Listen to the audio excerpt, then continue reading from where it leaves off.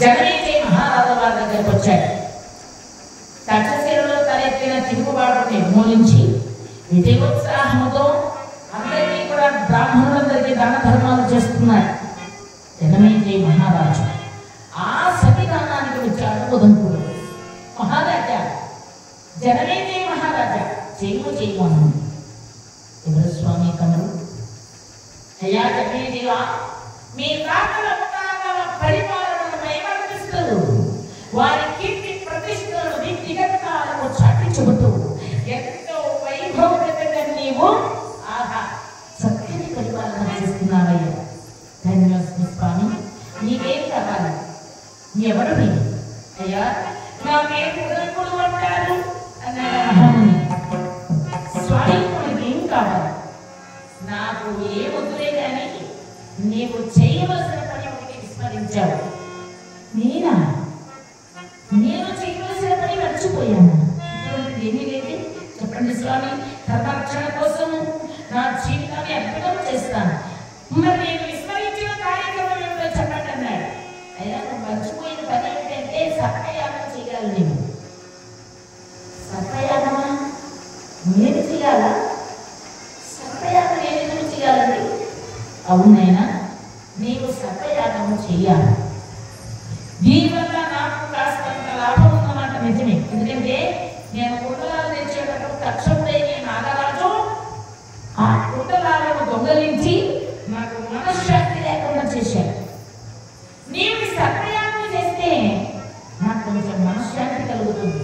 కానీ అసలు నేనెందుకు సర్పయాగం చేయాలో తెలియజేస్తాను. నేనెందుకు చేయాలంటే సర్పయాగం అని చెప్తాను. విన్నాను.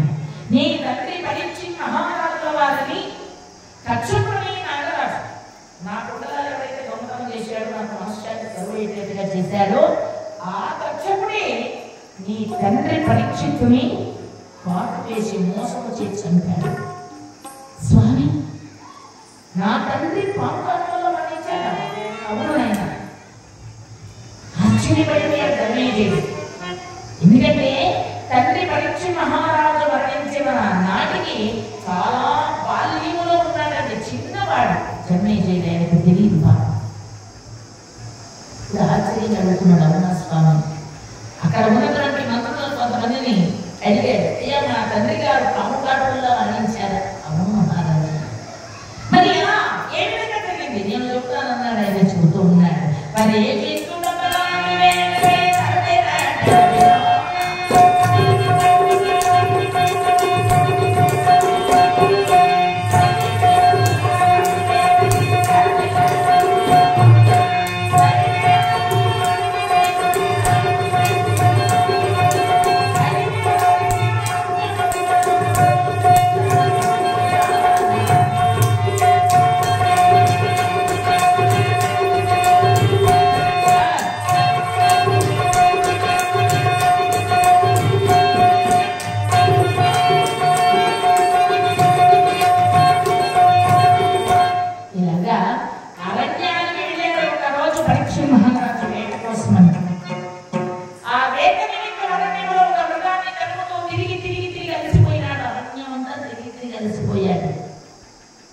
గొంతు కడియారిపోయింది. ముఖ్య మంచి నీళ్ళు దొరికితే గొంతు కడుక్కుందామనేంత బాధ కలుగుతోంది. ఆ అరణ్యంలో ఎక్కడైనా మంచి నీళ్ళు దొరుకుతాయో అని వెతుకుతూ వెళుతున్నాడు. ఒక ఆశ్రమం కనిపించింది. అమ్మయ్యా, ఒక ఆశ్రమం కనిపించింది. ఈ ఆశ్రమానికి వెళితే తాగేటటువంటి నీళ్ళు ఇస్తారు. ఆ నీళ్లు తాగిన తర్వాత ఆలోచించేద్దాం ఏం చేయాలనేది అని చెప్పేసి ఆ యొక్క మహారాజు పరీక్షితుడు ఆ ఆశ్రమంలో ప్రవేశించాడు. అదే శనీక మహాముని ఆశ్రమం. శనీకుని యొక్క ఆశ్రమానికి వెళ్ళాడు. అక్కడ ఎలా ఉన్నారు శనీక మహాముని? ధ్యానం చేస్తూ కనిపించాడు. ధ్యానమగ్నుడై ఉన్నాడు. ఆ సమయంలో శనీక మునీంద్రుల వారి శ్రీపానికి లేని స్వామి అడవంతా తిరిగి కలిసిపోయాడు. గొంతు తయారైపోయింది. కొంచెం నీళ్ళు ఇప్పించండి, దాహం తీర్చండి స్వామి, స్వామి, స్వామి అంటూ ఉన్నప్పటికీ కూడా ఆ స్వామి కళ్ళు తెరవలేదు, కన్నెత్తి మాట్లాడలేదు, కన్నెత్తి చూడలేదు. కారణం ఏంటంటే శనీకుడు ధ్యానాన్ని మస్తుడై ఉన్నాడండి. ధ్యానావస్థలకు స్థితిలో ఉన్నాడు ఆయన. అందుకని కన్నెత్తి మాట్లాడలేదు, కన్నెత్తి చూడలేదు. సరే, ఇదే సమయంలో మహారాజు గారికి కోపం వచ్చింది. చక్రవర్తిని అయినటువంటి నేను హస్తినాపుర పట్టణ ప్రభువుని నేను వచ్చి నీళ్ళు ఎదిగితే ఇవ్వలేదే అని కోపం వచ్చి ఆ ప్రక్కనే చచ్చిపడి ఉందండి ఒక పాము. ఆ చచ్చిపడి ఉన్నటువంటి పాముని తన బాణం తీసుకొని గుచ్చి బాణం కొనతో ఆ ముని మెడలో వేసేసి మహారాజు రాజధానికి వెళ్ళిపోయింది. ఆయన కోపం వచ్చింది, చచ్చిన పాము ముని మెడలో వేసేసి వెళ్ళిపోయినాడు. అదే సమయంలో శనీశ్వరుడు కుమారుడైన శుంగి వచ్చాడు. నా తండ్రి మెడలో చచ్చిన పాము ఎలా వచ్చింది? ఈయన ఎవరో కావాలని చేశారు కాబట్టి ఈ చచ్చిన పాము నా తండ్రి మెడలో ఎవరైతే వేశారో వాళ్ళు నేటికి 7 రోజుల లోపల భయంకరమైన విషసర్పమైన కచ్చపుడని సర్పము కాటు వేయగా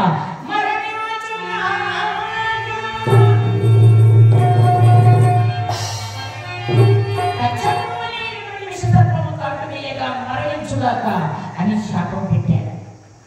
ఈ కేకలు విన్నటువంటి శనీకుడు ధ్యానంలో ఉన్నాడు కదా, కళ్ళు తెచ్చాడు. నాయనా, ఏమిట్రా అరుపులు? ఏం జరిగింది? నాన్నగారు ఎవరో మీ మెడలో చచ్చిన బాబును వేసేసి వెళ్ళారు, వాళ్ళకు శాపం ఇచ్చానండి.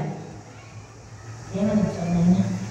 నేటికి 7 రోజుల లోపల తక్షణమే సర్పము కాటు వేయగా మరణించుగాక అని శాపం ఇచ్చాను.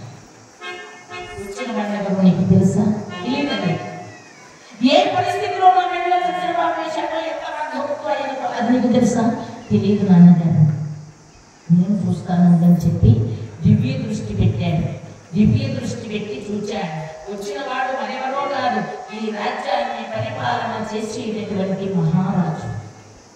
అయినా శృంగి, ఎంత పొరపాటు చేసేవరా నాయన కుమారా? ఎవరి యొక్క పరిపాలనలో మనం హాయిగా ఆనందంగా జీవిస్తున్నామో, ఎవరి యొక్క నీడలో ఏ శత్రు బాధలు మీదలు లేకుండా సుఖంగా ఉన్నామో అటువంటి మహానుభావుడు ధర్మ రక్షణ దీక్ష దక్షుడైనటువంటి పరీక్షిత్ మహారాజుగా నీవు శపించావు. ఆ పెట్టిన శాపం వెనక్కి తీసుకో. ఎందుకంటే కోపం రాని వాళ్ళు ఎవరు ఉండరండి. కోపం అనేది ప్రతి ఒక్కరికి వస్తుంది. అందుకే నీతి శాస్త్రంలో చెప్పారు, మహానుభావుడు పరీక్షిత్ మహారాజుకి అంత కోపం ఎందుకు వచ్చిందంటే ఆయన దాహ పీడితుడై ఉన్నాడు. గొంతు తడియారిపోయింది, అలసిపోయింది శరీరం, చొడకు తగ్గిపోయింది శరీరం అంతా కూడా. ఆ బాధలో ఉన్నాడు కాబట్టి ఆయన కోపం వచ్చింది. ఆయన తప్పు లేదు.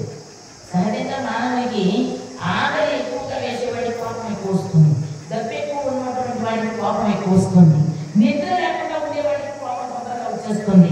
ఆ విధంగా ఆయన కూడా దాహపీడితుడై ఉన్నారా? కోపం రాని వాడు ఎవరైనా ఉంటారా? నీతి శాస్త్రంలో చెప్పారండి, ఉత్తమం క్షణకోపస్య, మధ్యమం కటికద్వయం, అధమం అహోరాత్రంచ, పాపిష్టో మరణంతకః. కోపం అనేది ఎవరికైనా వస్తుంది, కానీ 4 దగ్గరగా విభజించారు. ఉత్తమం క్షణకోపస్య, ఉత్తమనికి కోపం వస్తుంది. ఎంతసేపు ఉంటుంది? ఒక క్షణకాలం ఉంటుంది కోపం, మళ్ళీ మామూలు పడేది. మరి మధ్యమం కటికద్వయం, మధ్యమునికి 2 గంటల కాలం ఉంటుందట కోపం అనేది వస్తే. అధమం అహోరాత్రంచ, అధమునికి ఒక రాత్రి ఒక పగలు ఉంటుందట కోపం వస్తే. పాపిష్టో మరణాంతకః, పాపిష్టి వాడు ఉన్నాడే వాడికి సత్యాంతకాలం జీవితాంతం కోపమే. ఏమన్నా కోపమే, అనకపోయినా కోపమే. ఆ పెళ్ళం ఉంటుంది, ఎవరికి వేళ మునక్కాయలు బ్రహ్మాండంగా ఉన్నాయి, మునక్కాయ సాంబార్ చేస్తాం, మునక్కాయ సాంబార్ కోపమే. మునక్కాయ సాంబార్ అనేదానికి కూడా కోపమే. పాపిష్టో మరణాంతకః, పాపిష్టి వాడికి సత్యాంత వరకు కోపమే. కోపాన్ని దేనికంటే అంత మాటలు కాదండి. ఒక ఆయన కాశీకి వెళ్ళాడండి. కాశీకి వెళ్ళి తిరిగి ఊళ్ళోకి వచ్చాడు. అనాచారంలో కాశీకి వెళ్ళి వచ్చారంటే అన్నయ్య పుణ్యాత్ముడు అని అందరూ వచ్చి పలకరిస్తున్నారు. వచ్చిన వాళ్ళకి ఇంట్లో వాళ్ళు ఉండి పెడతా ఉన్నారు. చక్కగా మాట ఏమైనా మాట్లాడుతూ, అన్నయ్య గారు ఏమిటమ్మా కాశీ బాగా యాత్ర బాగా జరిగిందా? బాగా జరిగిందమ్మా. కాశీ విశ్వనాథం బాగా దర్శించాను, బాగా దర్శనం చేసుకున్నానమ్మా. అవును, కాశీకి వెళ్తే ఏదన్నా గంగానదిలో వదిలేసి వస్తారు కదా, మీరేం వదిలేశారండి? ఏది మహాతల్లి అన్నారు. ఈ పెద్ద మనిషి, అమ్మా ఊరందరూ కూడా నన్ను కోపిష్టి కోపిష్టి కోపిష్టి అంటారు కదా, ఆ కోపం అనేది లేకుండా ఉండాలని చెప్పి కోపాన్ని వదిలేసి వచ్చానమ్మా.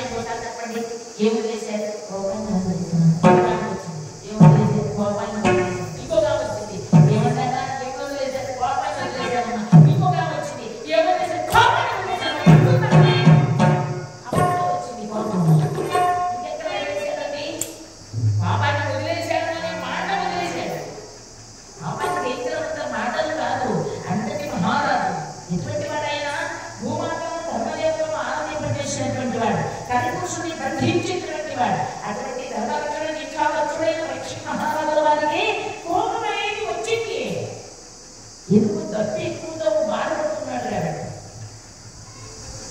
కాబట్టి ఆయన పెట్టిన శాపాన్ని వెనక్కి తీసుకోకుండా కొడుతా అన్నాడు శరీర మహామని. నాన్నగారు శాపం వెనక్కి పెట్టేశాడు, వెనక్కి తీసుకుంటే శక్తి మొదలైందని అన్నాడు. ఆయన చాలా పొరపాటు పనిచేశారయ్యా. ఒక శాపం పెట్టాలంటే వెనక్కి తీసుకునే శక్తి ఉన్నప్పుడే పెట్టాలి, పెట్టకూడదు అని కుమారుని సూచినట్లుగా మందలించాడు. శక్తి తామసులకు తామసం పలికినారు అని చెప్పి అక్కడ ఆ విధంగా ఎప్పుడైతే కుమారుని మందలించాడు, తన శిష్యుడైన గౌరముఖుని పంపించాడు. గౌరముఖుడు వెళ్ళి సాగు కబురు చల్లగా చేరవేశాడు. మహారాజు వారికి ఏమని, మహారాజా మీకు వారం రోజుల లోపల కక్షంలోనే సత్వరాడు కాకపోయేగా మీరు పాము కాటు కూలి మరణిస్తారని శాపం పెట్టాడు, మిమ్మల్ని మీరు కాపాడుకోండి అని చెప్పి అక్కడి నుంచి వెళ్ళిపోయినాడు. మహారాజు విచారగ్రస్తమైన మనస్కుడై, ఎందుకంటే మరణం వస్తుందేనే ఒక బాధ, కానీ మానవ జన్మ ఎత్తినందుకు మోక్షంలోకి రాకపోతే మానవ జన్మ వృధా కదా. 7 రోజుల్లో మృత్యు ఉన్నది, మోక్షాన్ని ఎలా పొందాలనే బాధతో ఒంటి స్తంభం మీద సముద్ర మధ్యంలో కట్టించుకొని ఏ పురుగు పుట్ర లోపలికి రాకుండా గంటకము తవ్వించుకొని చాలా గట్టి భద్రత ఏర్పాట్ల మధ్య విచారగ్రస్తుడై ఆ పరీక్ష మహారాజు హరినామ స్మరణ చేస్తూ కాలాన్ని గడుపుతూ ఉంటే అదే సమయంలో సుఖయోగేంద్రుల వారు వచ్చి భాగవతాన్ని కూడా తెలియజేస్తున్నాడు. భాగవతం వినయం మోక్షము ఎంతో గొప్పదైనటువంటిది భాగవతం అని చెప్పి అక్కడ భాగవతాన్ని వినిపిస్తున్నాడు. వినరో భాగ్యము విష్ణు కథ, విష్ణు కథ,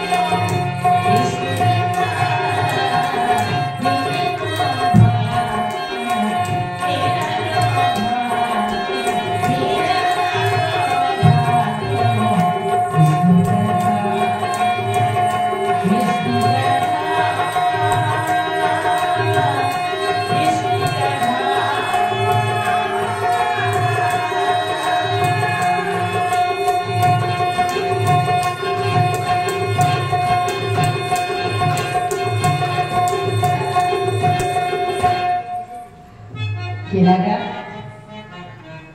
చాలా చక్కగా సుఖ మహాయోగి భాగవతాన్ని వినిపిస్తున్నాడు. జనమే ఆ యొక్క పరీక్ష మహారాజు వారు భాగవతాన్ని వింటూ ఉన్నారు. అయితే ఇక్కడ రాజాజ్ఞ మేరకు దండోర వేశారు. అయ్యా, వారం రోజుల లోపల మహారాజుల వారికి పాము కాటు గంటముంది. పాము కాటు విషము నుంచి ఎవరైనా సరే మహారాజుని రక్షిస్తే కావలసినంత ధనిస్తామో అని చెప్పి దండోర వేశారు. ఆ దండోర విన్నాడండి కాశ్యపుడు అనేటటువంటి బ్రాహ్మణుడు. ఈయన బ్రహ్మ వల్ల సృష్టికి ఉద్ధరించబడినటువంటి వాడు. పాము కాటు విషపు విరుగుడు మంత్రం వేయడంలో ఆయనకు ఆయనే సాటి. విషపు విరుగుడు మంత్రం బ్రహ్మాండంగా తెలిసినటువంటి వాడు. అయితే ఇక్కడ ఊటి కూడా జరగడం చాలా కష్టంగా ఉందండి. ఇంజనీర్లు కూడా తక్కువైనాయి. అలాంటి కష్టతరమైనటువంటి జీవనాన్ని గడుపుతూ ఈ మహారాజుల వారిని వెలిగించిన వాళ్లకు కావలసిన ధానిస్తామో అని చెప్పి ఎప్పుడైతే ఇక్కడ ప్రకటన ఇచ్చారో, దండోర వేశారో, ఆ పలుకులు విన్నాడండి. విని బయలుదేరుతున్నాడు కాశ్యపుడు అనే బ్రాహ్మణుడు, పాము మంత్రవేత్త. అలా బయలుదేరుతూ మహారాజుల వారిని బ్రతికించడానికి వస్తూ ఉన్నారు. ఇది తెలుసుకున్నాడు దక్షుడు అనే సర్పరాజు. ఈ సర్పరాజు ఏమనుకున్నాడు? నా విషము అంటే భయంకరమైనటువంటిది. ఎంతటి వస్తువునైనా వస్తువు రాశిగా తయారు చేసేస్తుంది, ప్రాణాలు తీసేస్తుంది. అటువంటి నా విషయానికి విరుగుడు మంత్రం వేసేటటువంటి వాడు ఎవడున్నాడు అని ఆలోచన చేస్తూ ఈ బ్రాహ్మణుడు రాజధానికి వెళ్తున్నాడని తెలుసుకున్నాడు. మానవాకారంలో అడ్డగించాడు అతన్ని. పోయి, ఎవరయ్యా నీవు? నీ పేరేమిటి? కాశ్యపుడు అంటారండి. ఎక్కడికి వెళ్తున్నావు? హస్తినాపుర పట్టణానికి వెళ్తున్నాను. మహారాజుల వారికి పాము కాట గండం ఉందట. ఆ గండంలోంచి బతికించుదామని వెళుతున్నాను. మహారాజు బతికిస్తే నేను ఏమిస్తాడయ్యా నీకు? నాకు ధనమిస్తాడని. అసలు మామూలు పాములు తెలిస్తే ఆ పాము కాటులోంచి నువ్వు విషవీరుడు చేయగలవేమో, కానీ అక్కడ కాటు వేసేది ఎవరో తెలుసా? భయంకరమైనటువంటి విషముతో కూడుకున్నటువంటి తక్షకుడు అని నాగరాజు. అటువంటి తక్షకుని విషయానికి నీ వీరుడు మాత్రం వేయగలవా? తక్షకుడు ఏమిటండి? వాళ్ళ తండ్రి గారు వాళ్ళ తాత కాటేసినా కూడా నేను బతికిస్తాను అంతటి పాము మంత్రవేత్తమనేమన్నా. అయితే తండ్రి వేసుకుందామా? ఎంత గొప్పవాడమో తెలుసుకుందాం. నాతో తండ్రి వస్తున్నారు, మీరెవరండి అన్నారు. నేనెవరా? మహారాజు కాటు వేయబోయే తక్షకుడిని నాగరాజు నేనే. కాబట్టి నాతో నీకు పద్యానికి రా. సరేనండి, వస్తానన్నాడు. సరే, ఈ పక్కనే ఉన్నటువంటి వటవృక్షాన్ని కాటు వేస్తాను. ఈ వటవృక్షాన్ని కాటు వేసినటువంటి సమయంలో ఈ చెట్టు ముడిని కుప్పగా చేసేస్తాను. దాన్ని బతికించగలవు, బ్రతికిస్తాను. సరే, కోరలు చాచి తన కోరలోకి విషమునంతా కూడా ముడుచుకుని అమాంతం ఒకసారి ఆ విషమునంతా కూడా పెట్టి వేశాడు. ఆ మహావృక్షము మల మల మల మల మల మల మాడిపోయిందండి. ఊడికి కుప్పైపోయింది.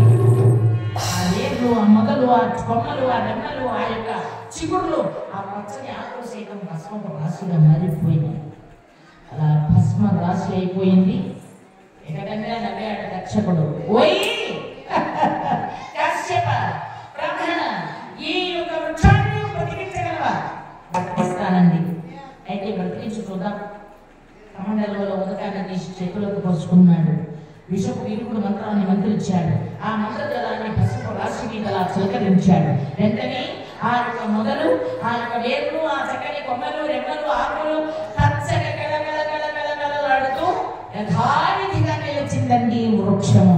జై లక్ష్మీ రమణ గోవింద, ఆంజనేయ గోవింద, ఏడుకొండలవాడ వెంకటరమణ గోవింద. అలాగా ఆ వృక్షం యథావిధిగా నిలిచింది, ప్రత్యక్షమైంది. ఆశ్చర్యపడిపోయాడు దక్షకుడు. ఓహో, చాలా గొప్ప మంత్రవేత్తవయ్యా నీవు. మహారాజు నీకు ఏదో ఇస్తే అంతో ఎంతో దాన్ని నీవు చెప్పినట్టున్నాడంటే నీకు ధనాగారం ఎక్కడ చెప్తాను, ఏమి చేయాలని నేను అన్నాడు. ఆ బ్రాహ్మణుడు, నీవు రాజధానికి రాకూడదు, రాజధానికి విషపు వీరుడు మాత్రం వేయకూడదు, నీవు ఇటు నుంచి ఇదే వెనక్కి వెళ్ళిపోవాలి. ఎందుకంటే నీవు కనుక విషపు వీరుడు మాత్రం వేస్తే అందరూ నిన్ను ఆశ్రయిస్తారు. నా యొక్క విషయం అంటే ఎవరు గౌరవించరు, నన్ను ఎవరు కూడా మతించరు. కాబట్టి నీవు ఇటు నుంచి వెళ్ళిపోయి ధనాగారాన్ని అక్కడ చెప్పేశాడు. ఆ ఇచ్చిన ధనాన్ని పుచ్చుకొని వెళ్ళిపోయినాడండి. దాన్ని ధనము అంటారు, లంచం అంటారు. లంచం తీసుకునే వాళ్ళు ఇప్పుడే కాదు, అప్పుడు కూడా ఉన్నారు. అప్పుడు ఉన్నారు కాబట్టి ఇప్పుడు ఉన్నారు. కాబట్టి ఆగ్రహంగా వెళ్ళిపోయినాడు. ఎందుకంటే ఒక బ్రాహ్మణుడుగా, ఒక రాజ్యంలో పౌరుడుగా ఉన్నటువంటి వాడు తన వాసుకి ఏదైనా ఆపద వచ్చిందంటే ఆ ఆపద నుంచి రాజును కాపాడాలి ప్రజలు కర్తవ్యం. అదంతా మర్చిపోయి వచ్చిందే చాలు బాబు ధనం, ఎవరికి నాకేమి, నా కడుపునే చాలు కదా అనుకుని ఇచ్చిన ధనం పుచ్చుకొని వెళ్ళిపోయాడు ఆ కాశ్యపుడని బ్రాహ్మణుడు. ఇక్కడ తక్షకుడు అనేటువంటి వాడు ఒక నాకు పిల్లలందరినీ పంపించాడు. వాళ్ళందరినీ బ్రాహ్మణ కుమారులుగా మార్చాడు. వాళ్ళు ఏ వేషం కావాలంటే ఆ వేషం వేసేసుకుంటారు. అలా నాకుల పిల్లల్ని పిలిచి బ్రాహ్మణ పిల్లలుగా మార్చి వాళ్ళ చేతికి నిమ్మపండ్ల బుట్ట ఇచ్చాడు. అబ్బాయిలు, ఈ నిమ్మపండ్ల బుట్ట మా గురువు గారు ఇచ్చారు అని చెప్పి మహారాజు గారి దగ్గర చేర్చండి అని చెప్పి ఈ దక్షకుడు అనేటువంటి వాడు చిన్న క్రిమి రూపంగా మారాడు. క్రిమి అంటే చిన్న పురుగు. ఆ పురుగు రూపంలో వారి ఒక నిమ్మ పండులో దాక్కొని కూర్చున్నాడు. ఆ నిమ్మ పండ్ల బుట్ట నెత్తి మీద పెట్టుకున్నారు. ఈ నాకుల పిల్లలు బ్రాహ్మణ పిల్లలుగా మారిపోయినారు. ఈ బ్రాహ్మణ పిల్లలు వెళ్ళి అక్కడ ఉన్నటువంటి ఆ రాజభటులు ఆపారు, రాగండి, లోపలికి వెళ్ళడానికి వీల్లేదు, ఎవరికి లోపలికి అనుమతి లేదు కదండి. ఈ సమీపంలో అడవిలో మా గురువు గారి ఆశ్రమం ఉంది. మా గురువు గారు చాలా గొప్పవారు. రాజావారికి ఏదో పాము విషం గండం ఉందని చెప్పి పాము కాటు వల్ల ఆయన ప్రాణాపాయం ఉందని విని ఈ నిమ్మ పండ్లు మంత్రించి ఇచ్చారని ఈ మంత్రించిన నిమ్మ పండ్లు రాజుగారి దగ్గర పెట్టుకుంటే రాజుగారికి ఆపద రాని రాదు. అయితే సరే ఇలా ఇవ్వండి. అది కాదండి, ఎంత దూరం నడుచుకొని వచ్చాం కదా, మేము కూడా రాజుగారిని చూసి మరీ నిమ్మకాయలు పెట్టిస్తామండి. ఓ సరే, చిన్న పిల్లలు లోపలికి వెళ్ళండి, మీ చేతులు మీదుగానే ఇవ్వండి అని చెప్పి చెప్పగానే ఈ బ్రాహ్మణ పిల్లలు ఉన్నటువంటి వాళ్ళు నిమ్మ పండ్ల బుట్ట తీసుకెళ్ళి, మహారాజా నమస్కారం అండి, మా గురువు గారు మంత్రించి ఇచ్చిన నిమ్మకాయలండి ఇవి, ఈ నిమ్మ పండ్లు మీ దగ్గర పెట్టుకుంటే మీకు పాము వల్ల గండము తప్పిపోతుందని చెప్పారండి అంటూ గుర్తుగా పలుకుతూ ఆ నిమ్మ పండ్ల బుట్ట ఇచ్చారు. ఎంతటి వారికైనా మానవునికి అన్నిటికంటే తీపైంది ఏమిటండి? ఏమిటమ్మా మానవునికి అన్నిటికంటే తీపైంది ఏమిటమ్మా?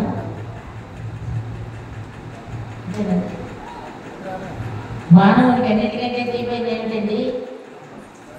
మొన్న ఆయన అన్నాడు ఊర్లో, ఏమండి అన్నిటికంటే మనిషికి తీపైంది ఏమిటంటే బెల్లము అన్నాడు. అది కాదు ఆయన, ఇంకొక ఆయన పక్కన వేసి గులాబ్ జామున్ జిలేబీ అన్నాడు. అని మా అన్నగారు చాలా ప్రమాణంగా ప్రాణం అని చెప్పారు. మనిషికి తీపైంది ఏమిటి? ప్రాణం. ఒకరికి పెట్టుకుంటే తన ప్రాణం మిగులుతుందేమో అని ఆశ కలిగింది. ఆశ అనేది అది మానవుడు వెళ్ళిపోయిన వరకు ఆశాభాష పక్క జీవి మానవుడు. ఎంచేతంటే ఒక పాము కప్పను మిగిలింది, వెనకాల భాగంలో వచ్చి పట్టుకునేది కప్పను. సగభాగం పాము నోట్లో ఉంది కప్ప, మిగతా పూర్తి భాగం సగభాగం బయట ఉంది. దానికి అర్థమైపోయింది, పాము పొట్టకేసిందంటే నేను లోపలికి వెళ్ళిపోతాను, పాముకు ఆహారం అయిపోతానని కప్పకు తెలుసు. ఆ లోపల ఒక ఈగ వచ్చి ఆ కప్ప మూర్తి మీద కూర్చుంది. ఈ కప్ప అనుకోవచ్చు కదా, నేను చచ్చిపోతుంది దాంతో నాకేం లేదు అనుకోలేదు, ఎలాగో చచ్చిపోతాను కదా, దాన్ని తినేసి మరీ చచ్చిపోతుంది అనుకొని ఈ పాము గుట్టక వేసే లోపల తన ముక్కు మీద కూర్చున్నటువంటి ఆ ఈగను తన నాలుగుతో తప్పకుని పట్టి నోట్లో వేసుకొని గుట్టుకుని మింగేసింది కప్ప. వెంటనే ఈ యొక్క పాము కప్పను మింగేసింది. చివరి క్షణం వరకు ఆశ అనేది చావదు మానవునికి. అందుచేత ఇక్కడ ఆ పరీక్ష మహారాజు వారు కూడా అనుకున్నారు, ఒక్క నిమ్మ పండు తీసుకొని నా దగ్గర పెట్టుకుంటే ప్రాణాపాయం తప్పిపోతుందేమో వచ్చి చూడండి, కర్మను తప్పించడానికి ఎవరి తరము కాదు. రాత రాసిన ధాతకైనా రాతను తప్పించడానికి శక్యము కాదు. అంతేగా ఏ నిమ్మబండ అయితే తీసుకున్నాడో అదే నిమ్మబండలో దాక్కొని ఉన్నాడు తక్షకుడు. ఆయన తల ఉంది, ఎవరు మార్చగలరు? ఆ నిమ్మబండ తీసుకొని ముక్కు దగ్గర పెట్టుకోగానే అందులో క్రిమి రూపంలో దాక్కొని ఉన్నటువంటి ఆ తక్షకుడు నిజ రూపము దాల్చాడు.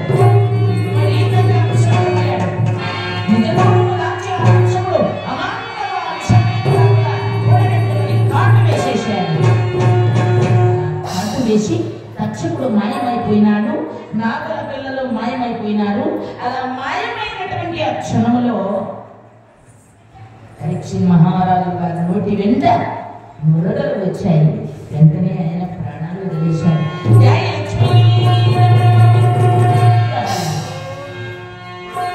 ఈ చరిత్ర అంతా చెప్పాడు వదంతుడు. మహారాజా, మీ తండ్రి పరీక్ష మహారాజుల వారిని మోసం పోని ఒక మహాముని శాపం పెట్టాడండి. శాప ప్రకారంగా కాటు వేయని తప్పలేదు. కానీ రక్షించడానికి వచ్చేటటువంటి వ్యక్తిని కూడా లంచం ఇచ్చి వెనక్కి పంపించి మోసపూరితంగా వచ్చి కాటు వేయవచ్చా? దీని అనమే కదా. అటువంటి అపరాధం చేసినటువంటి ఆ తక్షకుడిని నీవు క్షమించగలవా? ఆ తక్షకుడే కాదు, పాము జాగ్రత్త కూడా నాశనం అయ్యేట్టుగా సర్పయాగం చేయాలి. మహానుభావులు, హరే రామ హరే కృష్ణ మహాభక్తులు, గురుస్థానాన్ని అలంకరించినటువంటి హరిప్రభు స్వామివారు వారికి మా యొక్క ధన్యవాదాలు తెలియజేసుకుంటున్నాం. ఎంతో చక్కనైనటువంటి మహాభక్తులు వారు. అటువంటి గురుపదేశములు ఎన్నో కూడా చక్కనైనటువంటి ప్రవచనాలు, భగవద్గీత యొక్క సందేశాన్ని అందించేటటువంటి మహాభక్తులు, వారికి ధన్యవాదాలు తెలియజేసుకుంటూ, మరి ఈ విధంగా ఇక్కడ ఎప్పుడైతే కూడా ఆ పరీక్ష మహారాజుల వారి యొక్క వృత్తాంతం అంతా కూడా జనమేజయుడికి చెప్పారు. జనమేజయ, నీ తండ్రిని మోసంతో కట్టవేశాడు కాబట్టి నీవు సత్యాగం చేయి. అప్పుడు జనమేజయుడు నమస్కారం చేశాడు. అయ్యా, మీరు చెప్పిన మాట వింటుంటే నా శరీరంలో రక్తం ఉడికిపోతుంది. నాకు కూడా పాముల మీద హెగరించుకోవాలని ఉంది, కానీ సాక్ష్యాధారము లేకుండా నేను ఈ పని చేయలేనండి. సాక్ష్యాధారమా? అవునండి. మరి లంచం ఇచ్చి వెళ్ళి పంపించారని మీరు చెప్పారు కదా, దానికి ఏమైనా ఎవరైనా సాక్ష్యం ఉన్నారా? ఉన్నారండి. ఎవరు వారు? ఏ చెట్టు మీద దక్షిణ కాటు వేశాడో ఆ చెట్టు మీద కట్టెలు పట్టుకునే బ్రాహ్మణుడు ఆ చెట్టు మీద ఉన్నాడు. కాటు వేసినప్పుడు మలమల వాడి బూడిదైపోయినాడు. మళ్ళీ బ్రతికించినప్పుడు చెట్టుతో పాటు వాడు కూడా బ్రతికాడు. వీళ్ళిద్దరు మాట్లాడుకున్న మాటలు విన్నాడు. కానీ ఎవరి దారిన వాళ్ళు వెళ్ళిపోయేంత వరకు చెట్టు మీదే ఉండిపోయాడు భయంతో బ్రాహ్మణుడు. ఎటువంటి వెళ్ళిపోయిన తర్వాత ఆ బ్రాహ్మణుడు తిరిగి కిందికి వచ్చి రాజధానికి భయంతో బిక్కు బిక్కుమంటూ చేరేసరికి అక్కడికే మహారాజు వారి శరీరాలకు ఘన సంస్కారాలు జరిపించేశారు. ఇది మహారాజా జరిగింది అనగానే అప్పుడు నమ్మాడు. స్వామి నమస్కారం.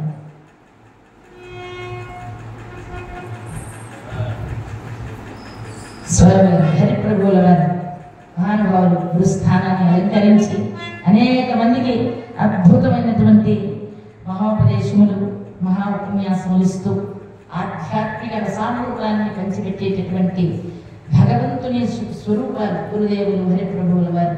వారికి నా యొక్క నమస్కారం చేసుకుంటూ, వారికి నా యొక్క నమస్సులు తెలియజేసుకుంటూ, ఇందిరా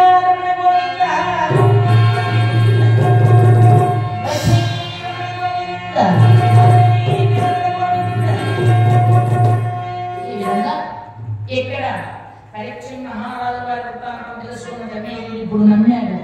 నమ్మి మంత్రులారా, పెద్దలారా, గురుదేవులారా సిద్ధం చేయండి.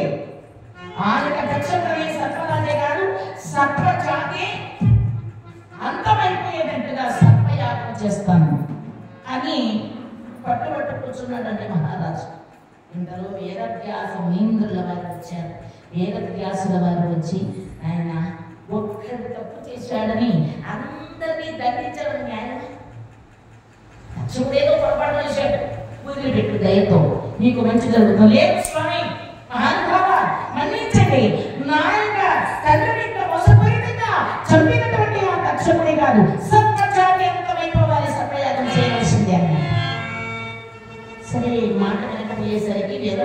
వారు వెళ్ళిపోయారు. ఇక్కడ మంత్రవేత్తలందరినీ ఎక్కడెక్కడి నుంచో పిలిపించాడు. సర్పయాగం చేయించడం ప్రారంభం చేస్తున్నాడు. ఇక మహామునులంతా కూడా ఎర్రని వస్త్రములు ధరించారు, నల్లని వస్త్రములు మూతికి కట్టుకున్నారు. ఇప్పుడు మనం మాస్కులు అంటున్నాం. ఈ మాస్కులు అనేవి అప్పుడే ధరించారు వాళ్ళు. కారణం ఏంటి అంటే ఆ నల్లని వస్త్రము, ఎర్రని వస్త్రం అంటే క్షుద్ర పూజలు చేసేటటువంటి వాళ్ళు ధరించే వస్త్రం. ఆ కోట్ అనమాట, అది వస్త్రాలు కోట్. అది ఒకటి. ఈ మూతికి ఎందుకు ధరించారని అంటే ఈ పాములు విషపూరితమే. ఆ విషం ఎక్కడ ఉంటుందని పాములకు తలలో కణికి విషము, తలకాయలో కోరలు ఉంటాయి, ఆ కోరలోనే ఆ విషం ఉంటుంది. కాబట్టి ఆ తలలు చింపితే ఆ విషం ఒక శరీరానికి మూతి ద్వారా, ముక్కు ద్వారా గర్భంలో పెడితే విపరీతమైన జబ్బులు వస్తాయి. అందువల్ల వాళ్ళు నల్లని మాస్కులు ధరించి ఆ యొక్క రక్షణ కవచాలను ధరించి వారు అలా కూర్చొని మంత్రగ్రస్తలై అనేకమైనటువంటి మంత్రాలు చదువుతుంటే ఒక్కొక్క పాము పేరు చెప్పి మంత్రం చదివితే ఆ సర్పం వచ్చి అందులో పడి దగ్ధమైపోతుంది. నల అనేటటువంటి పాము వచ్చి అందులో పడిపోతుంది. అంటున్నారు. పింగళ అనే పాము వచ్చి అందులో పడిపోతుంది. రకరకాలైనటువంటి పేర్లు ఉండదేకమని, ఐరావతం, ఇట్లాంటివి ఎన్నెన్నో పేర్లు మనం ఇప్పుడు చెప్తూ ఉంటాం. పెంజే పాము అంటాం, నాగు పాము అంటాం, పట్టు పాము అంటాం, భక్త పింజర అంటాం, పచారు పాము అంటాం, మరి నల్లరాజు పాము, రకరకాలైనటువంటి పేర్లు. ఇలా కొన్ని లక్షల పేర్లు చెప్పారండి మహానుభావుడు వేదవ్యాస మునీంద్రుల వారు. ఆయా పేర్లు చెప్తుంటే పాములు నువ్వు చంద్ర పడిపోతున్నాయి. ఇంతలో ఆ మహానుభావుడు అన్నాడు, స్వామి, మనం ఎవరి కోసం ఈ యొక్క యజ్ఞం చేస్తున్నాము? తక్షకుడు అనేటటువంటి నాగరాజు కోసం కదా. అతన్ని పిలవండి. పిలిచారు. మంత్రాలతో సహా ఆ యొక్క తక్షకుడు వచ్చి మంటల్లో పడిపోవు కాక అని పిలిచారు. కానీ తక్షకుడు రాలేదు. చూచాడండి ఇక్కడ జగవేతే మహారాజు. స్వామి మంత్రగ్రస్తులారా, మహామునీయుడైనటువంటి మీ వాక్కు చాలా గొప్పది కదా. తక్షకుడిని పిలిస్తే వాడు రావటం లేదేమిటి అని అన్నాడు. ఏమి చేయమంటారు మహారాజా? తక్షకుడు దేవేంద్రుడికి స్నేహితుడు. తక్షకుడు దేవేంద్రుడికి స్నేహితుడు కాబట్టి ఈ సర్పయాగం మీరు ప్రారంభించారని తెలుసుకుని అతను వెళ్ళి దేవేంద్రుడిని శరణ వేడుకున్నాడు. దేవేంద్రుడు ఆ తక్షకుడికి అభయం ఇచ్చాడు. కాబట్టి వాడు దేవేంద్రుని యొక్క సింహాసనం చుట్టం చుట్టుకొని ఉన్నాడు. అక్కడే ఉన్నాడు. అందుకే రావటం లేదు. అలాగా ఒక దుర్మార్గుడికి అభయం ఇచ్చినటువంటి దేవేంద్రుడు కూడా మంటల్లో వెళ్ళిపోవలసిందే. కాబట్టి మహేంద్రునితో సహా ఈ మంటల్లో తక్షకుడు వచ్చి పడిపోవుగా కానీ ఆవాహన చేయండి అని సెలవిచ్చాడు. మహారాజు అంతే రావడమే ఆలస్యం. వెంటనే ప్రారంభం చేశాడు.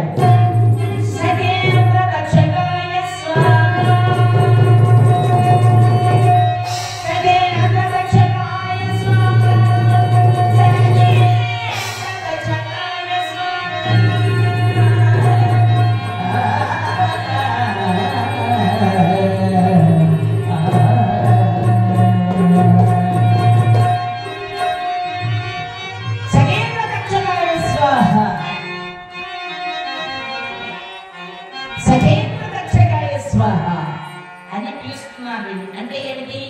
ఇంద్రునితో సహా తక్షకుడు వచ్చి మంటల్లో పడిపోవుగాక.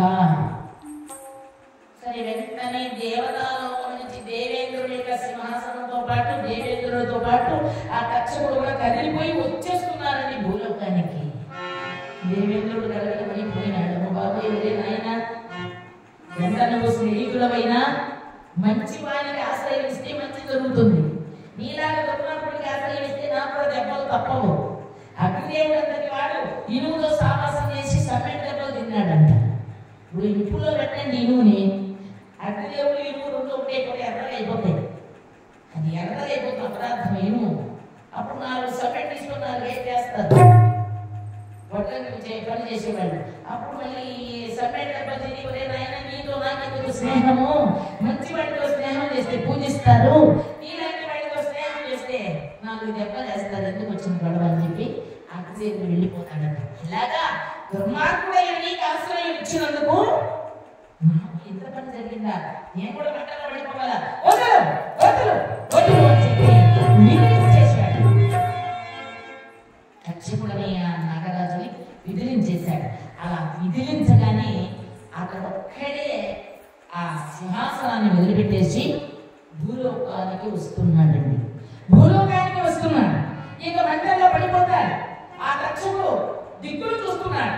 ఎవరైనా నన్ను కాపాడతానేమని చూస్తూ ఉండగా అది తరుణంలో అక్కడికి చేరుకుంటున్నాడు ఒక మహాముని. ఆయన పేరు ఆస్తికుడు. ఆస్తిక మహాముని. ఈయన ఎవరిని? జగత్కారుడు అని నాగకన్యకకు అదే పేరు కలిగిన జగత్కారుడు అనే మహారుషికి జన్మించిన సంతానము ఆస్తికుడు. ఈ ఆది పర్వంలో చాలా చరిత్రలు ఉన్నాయి కాబట్టి ఆస్తిక మహాముని చరిత్ర కూడా ఒకటి.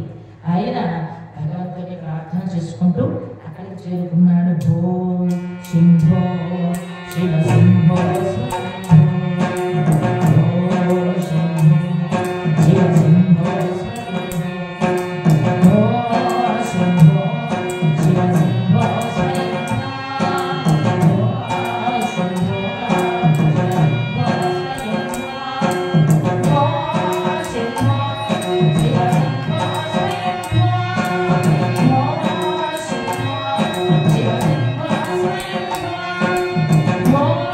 Shit.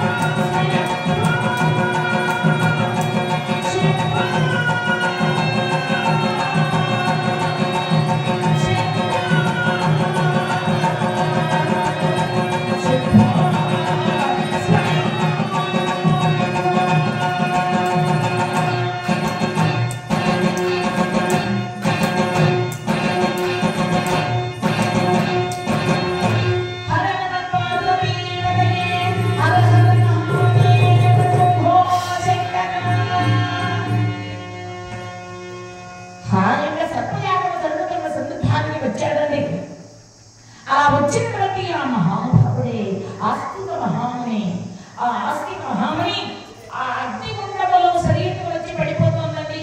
సర్పము తచ్చబడిన నాగరాజు. ఆ నాగరాజు చూచాడు ఆస్తిక మహాముని. ఆగు ఆగు ఆగు ఆగు అనగానే ఆగిపోయింది ఆకాశం. అక్కడే యజ్ఞ సమయంలో కూర్చొని ఉన్నటువంటి మహారాజు ఆశ్చర్యపడిపోయాడు. ఇంతమంది మహామునులు ఆవాహన చేస్తున్నారు కచ్చముని, ఎంతమంది పలుకుతున్నారు పలుకులు, మంత్రాలు చదువుతున్నారు. కానీ మీరు ఈ క్షణంలో వచ్చి ఆకు ఆకు ఆకు అని 3 సార్లు అనగానే ఆగిపోయిందే. మీ వాకు ఎంత గొప్పదే స్వామి, ఏ మహానుభావులు మీరు, ఎవరు తమరు అని ఆ యజ్ఞం దగ్గర నుంచి పైకి తీసేశారు. సహజంగా యజ్ఞం పరిపూర్ణమయ్యేంత వరకు యజ్ఞకర్తల పైకి లేవకూడదు. పైకి లేచేశాడు. లేచి స్వామి ఎవరు మీరు, మీ వాకు ఎంత మహితమైంది, మీకేం కావాలో చెప్పండి స్వామి. అయ్యా మరి నేను అడగమంటున్నాను, కోరుతాను. కోరినటువంటి నా కోరిక నేను నెరవేర్చగలవా? తప్పకుండా నెరవేరుస్తానండి స్వామి. మాట తప్పుతానేమో ఆలోచన చేసుకో స్వామి. పరమ పవిత్రమైన చంద్రవంశ సంజాతులను మాట తప్పడం నా ఇంట అంట లేదు. కోరండి స్వామి, తమకేం కావాలో ఇస్తా.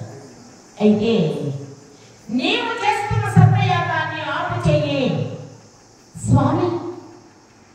మా తండ్రి గారిని మోసంతో కాటు వేసిన రక్షణ కోసమే ఈ యాగం చేస్తున్నాను. ఈ సమయంలో మీరు వచ్చి యాగం ఆపు చేయమంటే మీకు ధర్మమా? కాబట్టి అంటే మాట తప్పుతావా? మాట తప్పలేదు స్వామి. మరి యజ్ఞం ఆపు చెయ్యి. ఒకటి జనమేజీ మహారాజా మాట తప్పానని ఒప్పుకో, లేదంటే యజ్ఞం ఆపు చేయండి. ఇక సరే మాట తప్పడము ఇష్టము లేక వెంటనే పూర్ణాహుతి వెలిగేశాడు. యజ్ఞాన్ని అప్పట్లోనే ఆపేశాడు. అమ్మయ్య నా ప్రాణాలు మిగిలాయని చెప్పి తక్షకుడు సంతోషపడుతున్నాడు. అయితే ఈ సమయంలో యజ్ఞం మధ్యలోనే పూర్ణాహుతి వెలిగి జనమేజీ మహారాజు వారు ముగించేశారు. ఇక్కడి నుంచి ఈ ఆస్తిక మహాముని అనేటటువంటి ఆయన సర్పయాగం ఆపేశాడే, ఆయన వాళ్ళ మేనమామైనటువంటి వాసుకి నాగరాజు. వాసుకు చెల్లెలే జరత్కారుడు. జరత్కారుడు సంతానమే పిల్లవాడు. అంటే వాసుకని నాగరాజు మేనల్లుడు.